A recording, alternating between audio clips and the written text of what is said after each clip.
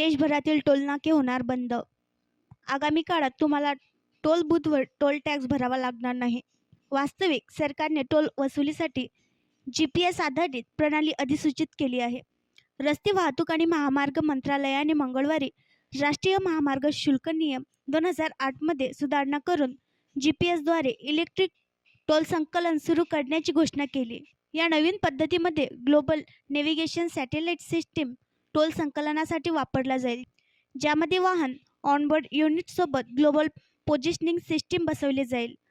FASTag आणि automatic number plate recognition तंत्रज्ञानासारख्या विद्यमान प्रणालींपेक्षा हे वेगळं असेल. ही प्रणाली पूर्णपणे कार्यान्वित झाल्यानंतर देशभरातील टोल नाक्यांची गरज भासणार नाही, असे तज्ज्ञांचे म्हणणे आहे. तसेच टोल प्लाझावर लांब वाहतूक कोंडी होणार नाही.